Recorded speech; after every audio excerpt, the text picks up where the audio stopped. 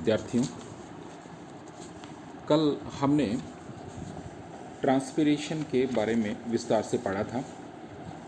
आज हम ट्रांसपिरेशन के कुछ बिंदु जो अभी शेष रह गए हैं, जैसे वाष्पोत्सर्जन का महत्व, उस पर प्रभाव डालने वाले कारक तथा कुछ प्रति वाष्पोत्सर्जक यानी एंटी ट्रांसपेरेंट्स, फिर बिंदु स्त्राव यानी गटेशन, ये कुछ 3-4 बिंदु इसमें अपने और रह जाते हैं इस चैप्टर में। उन पर आज अपन इस लेक्चर में हमारी चर्चा करेंगे। एक बार हम दोबारा से इसमें बात कर लें कि वाष्पोत्सर्जन का मतलब होता है loss of water from the plant in the form of vapour, यानी पौधे से पानी का वाष्प के रूप में उड़ना। देखिए, a large quantity of water are absorb by plants. पौधे द्वारा खूब सारी मात्रा में पानी अवशोषित किया जाता है और उसका बहुत कम भाग यह अपने उपयोग में लाता है, अधिकतर भाग है वो वाष्प के रूप में बाहर वापस निकल जाता है। तो प्रश्न ये कि ये जो अभिक्रिया हो रही है वाष्पोत्सर्जन की, ये पौधे के लिए किस प्रकार फ़ायदेमंद है, यानी उसका सिग्निफिकेंस क्या है, क्या उसका लाभ है पौधे को। तो यदि हम पौधे के लिए इसके सिग्निफिकेंस की बात करें तो आप पाएंगे कि plants waste much of their energy in absorbing large quantity of water, यानी बहुत सारी मात्रा में पानी को एब्जॉर्ब करने के लिए ऊर्जा खर्च कर देता है plant, and most of which is ultimately so to be lost through transpiration. और पानी को, बहुत सारा पानी एब्जॉर्ब करने के लिए अपनी ऊर्जा खर्च कर दी और वो पानी है वो पौधे ने वाष्प के रूप में बाहर निकाल दिया। तो इसका अर्थ ये हो गया कि पौधे के लिए वाष्पोत्सर्जन का कोई महत्व नहीं है, क्योंकि ये ऊर्जा कंज्यूम करने वाला प्रोसेस हो गया। सम पीपल थिंक ट्रांसपिरेशन यानी ये जो वाष्पोत्सर्जन है as advantage to plant, which in fact it is not true. कुछ लोग मानते हैं कि ये इसका महत्व है पौधे के लिए, लेकिन ये एब्सोल्युटली सही नहीं है। लेकिन कुछ लोग ये भी कहते हैं कि यह जो अभिक्रिया है वो अनअवॉइडेबल है, अर्थात पौधे के लिए ये हानिकारक तो है लेकिन पौधा इसको अवॉइड नहीं कर सकता। देखिए, पौधे में यदि हम इसके महत्व की बात करें, यानी ये इसका क्या महत्व है, तो पौधे के लिए जल अत्यंत आवश्यक है, परंतु जल द्वारा जो पौधे के अंदर आया है, अवशोषित हुआ है, उसका 90% भाग पौधे अपने वायवीय भागों से वाष्प के रूप में हैं।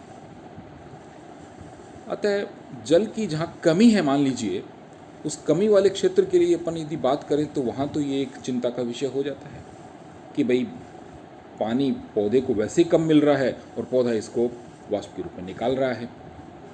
इसके अतिरिक्त कुछ प्रतिकूल परिस्थितियाँ यदि पौधे में हो जाती हैं तो पौधा अपनी पत्तियों को गिरा देता है, जैसे डिसीडियस ट्रीज़ होते हैं, ये वाष्पोत्सर्जन को रोकने अथवा कम करने के लिए अपनी सभी पत्तियों को गिरा देते हैं। अतः हमारे दिमाग में प्रश्न आना स्वाभाविक है कि पत्तियों द्वारा इतनी अधिक मात्रा में जल की हानि से पौधे को क्या लाभ है। या फिर ये प्रश्न भी हमारे दिमाग में आता है कि पौधे अपनी आवश्यकता से अधिक जल अवशोषित करने में ऊर्जा नष्ट क्यों कर रहे हैं। या फिर ये प्रश्न भी हमारे दिमाग में आता है कि क्या वाष्पोत्सर्जन हर हालत में पौधे को जरूरी है।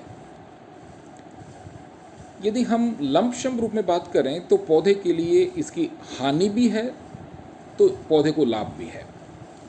कुछ ऐसे एक प्रकार से आप कह सकते हैं कि ये नेसेसरी एविल्स हैं इसमें। सबसे पहले अपन कुछ फ़ायदे की बात करें।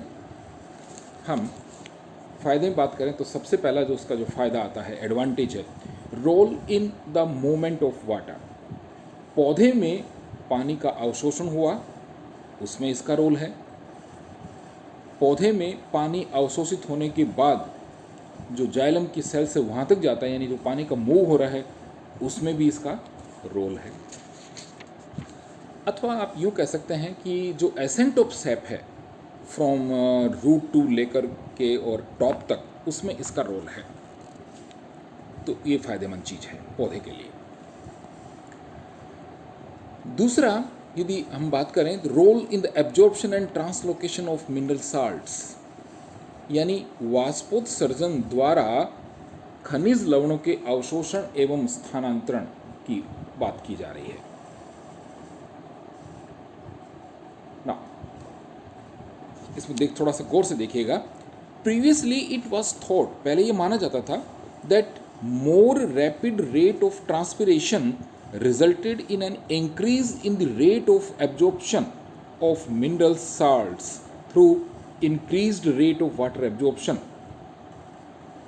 यानी पहले ये मानते थे कि वाष्पोत्सर्जन की दर बढ़ जाने पर खनिज लवणों का अवशोषण या उसकी दर भी बढ़ जाती है, but it is now well established कि दोनों प्रोसेस इंडिपेंडेंट है। It is well established that the absorption of water and absorption of minerals are entirely independent process. Therefore transpiration has nothing to do with the absorption of mineral salts, अर्थात इसका role नहीं है ना। Third one, तीसरा इसका जो significance है, role in the regulation of temperature, temperature के रेगुलेशन में। It has been stated that the transpiration play an important role in controlling the temperature of the plant. पौधे के तापमान को नियंत्रित करने में इसका एक की रोल होता है, ऐसा मानते हैं। Sum of the light energy, गौर से पढ़िएगा इसको, sum of the light energy absorbed by the leaves is utilised in photosynthesis and rest is converted into heat energy which raises their temperature. देखिए, जो सनलाइट आ रही है पत्तियों के ऊपर, उस सनलाइट में कुछ भाग ही पौधे प्रकाश संश्लेषण में उसका उपयोग कर लेते हैं, बाकी जो एनर्जी है वो हीट के रूप में कन्वर्ट हो जाती है, जिससे पत्ती का टेम्परेचर बढ़ जाता है।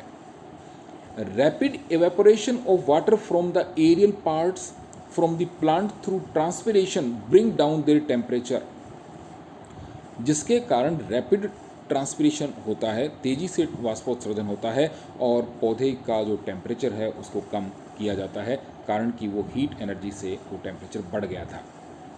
दिस वन देखिए, bring down the temperature does prevent them from excessive heating, जिसके कारण कि एक्सेसिव हीटिंग न हो पाए।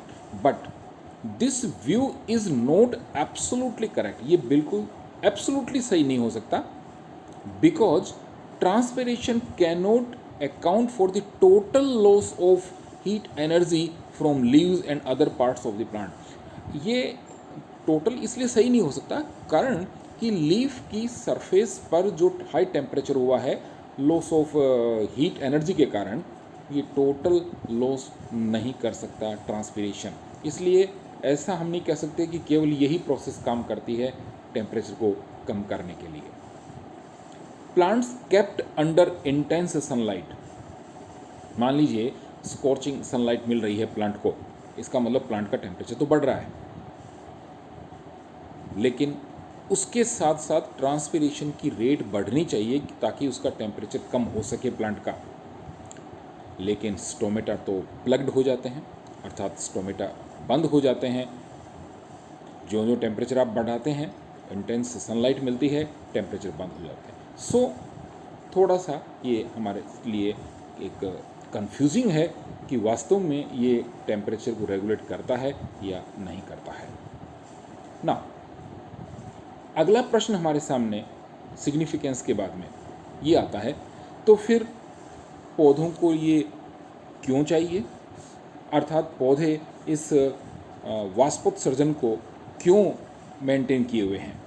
तो इसके लिए हम ये कह सकते हैं, it is quite obvious that transpiration is not of much importance. ऊपर जो भी अपन ने बात की है कि बहुत ज़्यादा इंपॉर्टेंस का नहीं है, besides A unnecessary wastage of energy in water absorption, एक प्रकार का अननेसेसरी वेस्टेज है किसकी, एनर्जी का, जो कि वाटर एब्जॉर्प्शन में खर्च की गई है प्लांट्स के द्वारा।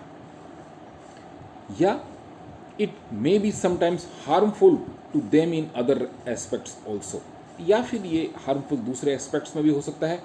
वेरी ऑफन, जैसे very often when the rate of transpiration is high and soil deficient in water, मान लीजिए वाष्पोत्सर्जन की दर ज़्यादा है और मिट्टी के अंदर पानी की मात्रा कम है, तो उस केस में इंटरनल वाटर डेफिशिएंट की कंडीशन प्लांट्स के अंदर क्रिएट हो जाती है और उसके कारण मेटाबॉलिक प्रोसेस हैं वो अफेक्ट हो जाते हैं, प्रभावित हो जाते हैं।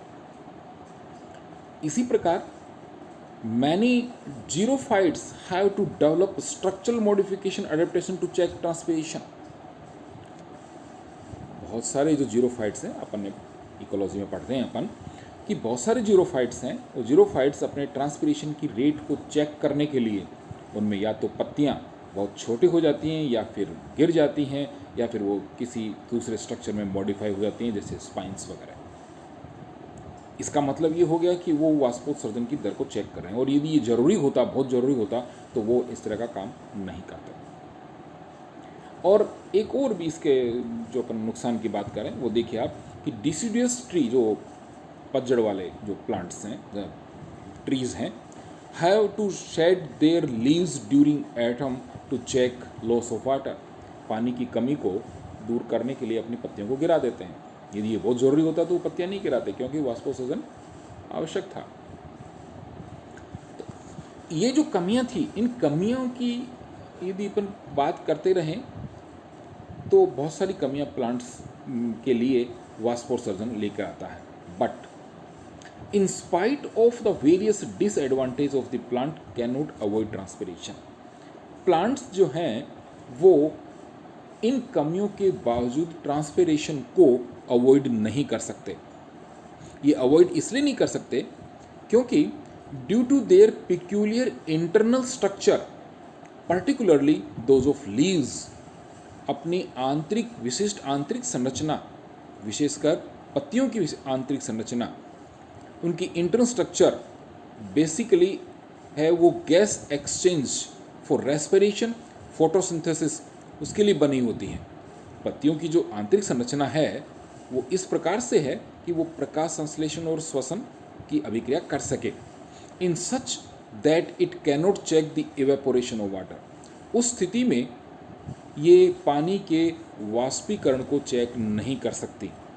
सो therefore many physiologist have called transpiration is necessary evil. इसलिए ये एक नेसेसरी एविल है, अर्थात एक आवश्यक दोष है प्लांट के अंदर, due to their peculiar internal structure.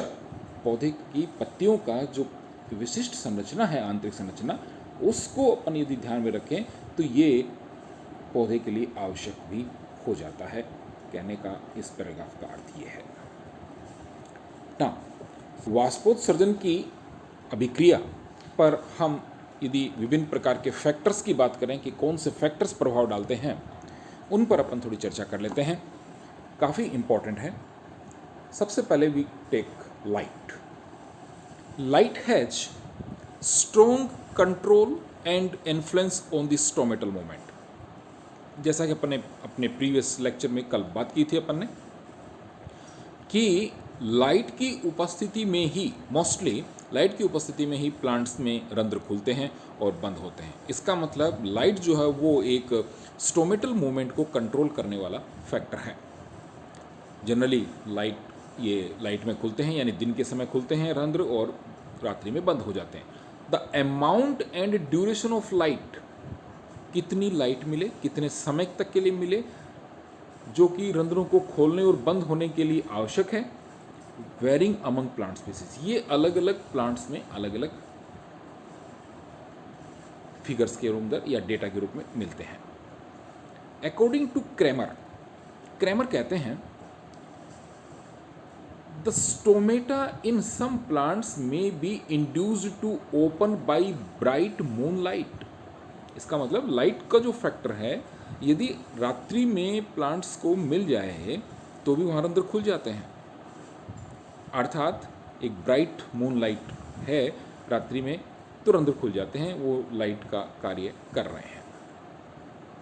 Second one is the carbon dioxide concentration. It has pronounced effect on stomatal movement. Stomatal movement पर ये बहुत ज़्यादा प्रभाव डालती है। कल अपन ने बात की थी, एक CO2 कंसंट्रेशन थ्योरी भी अपन ने पढ़ी थी स्टोमेटल मूवमेंट के लिए। आप जानते हैं दिन के समय प्रकाश संश्लेषण होता है, तो CO2 प्रकाश संश्लेषण में काम आ जाती है, जो कि श्वसन से निकली है। इसलिए प्लांट में CO2 कंसंट्रेशन कम रहेगी। स्टोमेटर यानी गार्ड सेल की अपन बात कर रहे हैं, तो जब वहाँ CO2 कंसंट्रेशन कम रहेगी, इसका मतलब pH बढ़ी भी रहेगी, तो रंध्र खुल जाते हैं। और रात्रि के समय जब रेस्पिरेशन ही हो रहा है, फोटोसिंथेसिस नहीं हो रहा है, तो निकलने वाली जो CO2 है रेस्पिरेशन वाली, वो CO2 कहीं आगे यूज़ नहीं आ रही है, उसकी मात्रा बढ़ जाती है। बढ़ जाने से ऑर्गेनिक एसिड यानी कार्बनिक अम्ल बन जाता है, pH लो हो जाता है, रंध्र बंद हो जाते हैं। सो CO2 कंसंट्रेशन प्रभावित करती है रंध्रों के खुलने एवं बंद होने को। यहाँ हमने एक एक्सपेरिमेंट्स की भी बात की है कि stomata can be induce to open even in dark. रात्रि में भी या अंधकार में भी रंध्रों को खोला जा सकता है यदि CO2 की कंसंट्रेशन को आप हवा में जो नॉर्मल कंसंट्रेशन मिल रही है, उस कंसंट्रेशन से रात्रि के समय यदि आप लो कर देते हैं तो रंध्र खुल जाएंगे। और यदि दिन के समय यदि आप नॉर्मल जो कंसंट्रेशन चल रही है उससे बढ़ा देते हैं तो दिन के समय रंध्र बंद हो जाएंगे। सो CO2 also have a pronounced effect on stomatal movement. Third one is the temperature. Usually, an increase in temperature result in increased stomatal opening, hence more rate of transpiration. यानी सामान्य परिस्थितियों में यदि आप टेम्परेचर बढ़ाते हैं तो रंध्रों का खुलना भी चौड़े होते चले जाते हैं, रंध्रों का खुलना भी बढ़ता है। They stomata at very low temperature. यदि कुछ प्लांट्स ऐसे हैं जिनमें बहुत लो टेम्परेचर हो जाए, इवन अप टू 0 डिग्री तक हो जाए, तो रंध्र बंद हो जाते हैं और ये नहीं खुलते हैं।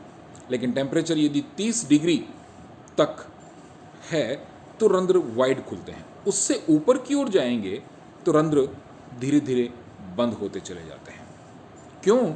क्योंकि उस कंसंट्रेशन पर, उस टेम्परेचर पर CO2 जो कंसंट्रेशन होती है वो बढ़ जाती है इनसाइड द लीफ, उस सेल के अंदर वो बढ़ जाती है। और वो क्यों बढ़ गई? क्योंकि इंक्रीज्ड रेट ऑफ रेस्पिरेशन हो गया है, रेस्पिरेशन बढ़ गया है। टेम्परेचर ने रेस्पिरेशन को बढ़ाया, जिसके कारण CO2 की मात्रा बढ़ी, CO2 की मात्रा बढ़ी तो रंध्र बंद हो जाते हैं। सो temperature also effect the stomatal movement.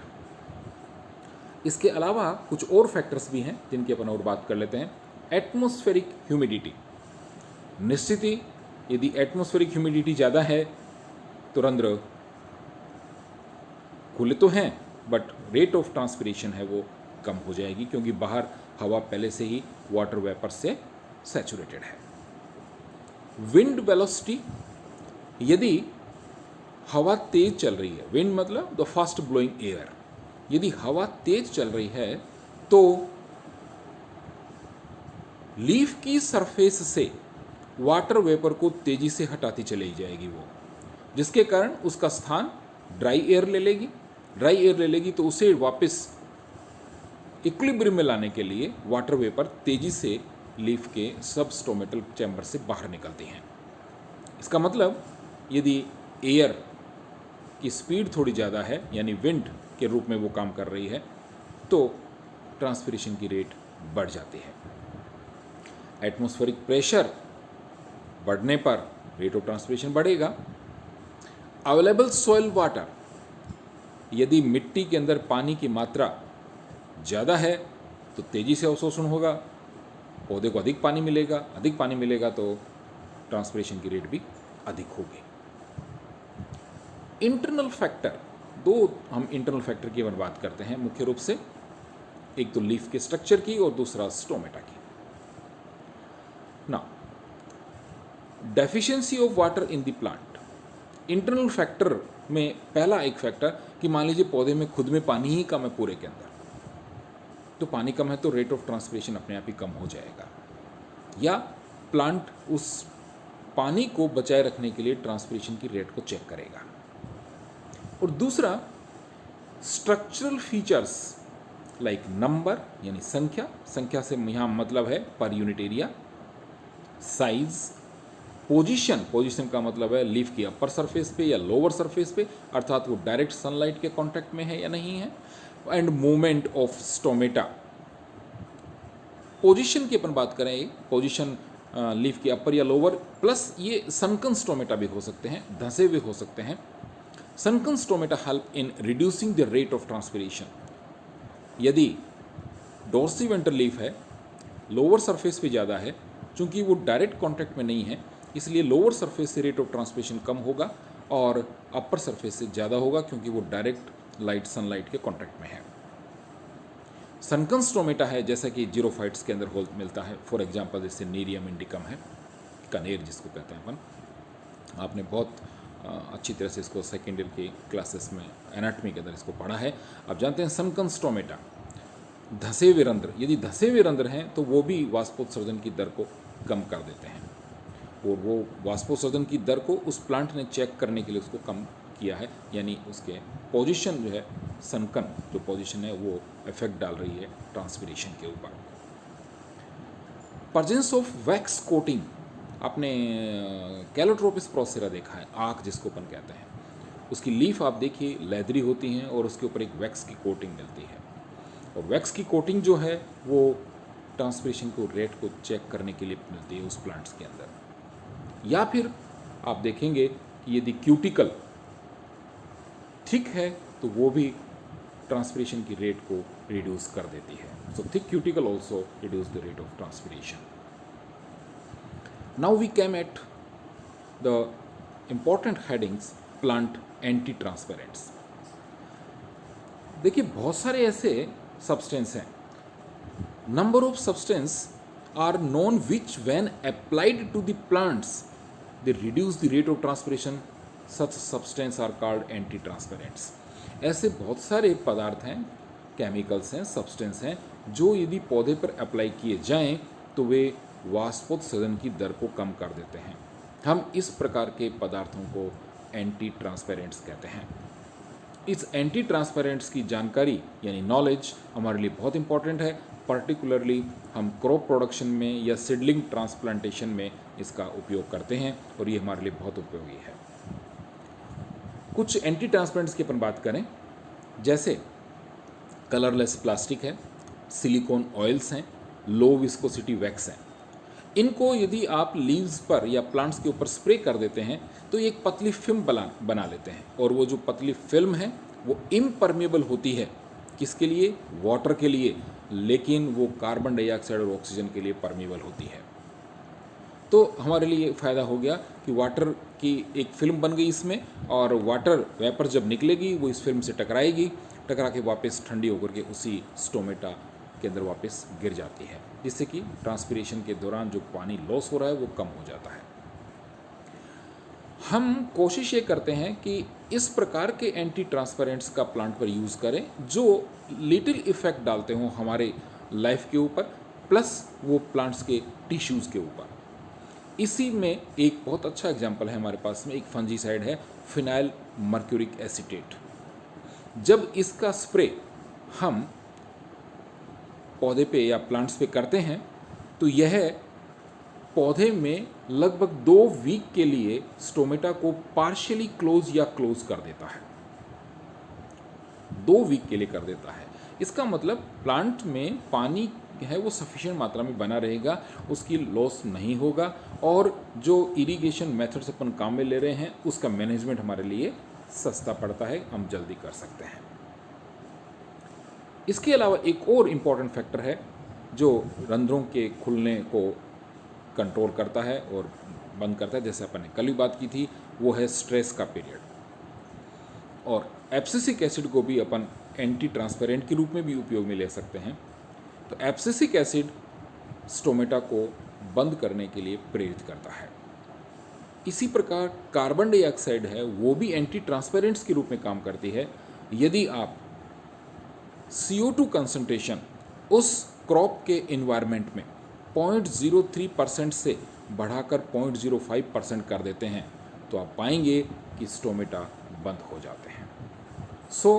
ये कुछ फैक्टर्स थे हमारे पास में जो एंटी ट्रांसपेरेंट्स के रूप में हम काम में लेते हैं, जिनमें सिलिकॉन ऑयल हो गया, लो विस्कोसिटी वैक्स हो गया, एब्सिसिक एसिड हो गया, CO2 कंसंट्रेशन हो गई, और वो फंजीसाइड फिनाइल मर्क्यूरिक एसीटेट हो गया। तो इनका अपन यूज़ करते हैं हमारे क्रॉप प्रोडक्शन के लिए, ताकि वहाँ पर पानी हमें कम देना पड़े और पौधे में जो लागत है क्रॉप की वो कम आए, ताकि मैनेजमेंट कम होगा तो अपने आप ही लागत कम आएगी।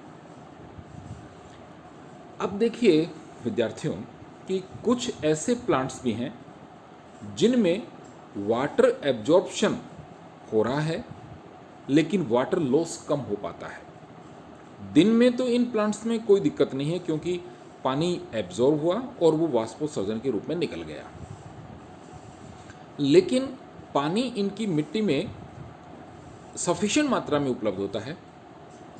रात्रि के समय वाष्पोत्सर्जन तो रुक गया लेकिन पानी का अवशोषण अब भी जारी रहता है। तो इन प्लांट्स में प्लांट्स के टिश्यू के गलने की स्थिति उत्पन्न हो जाती है।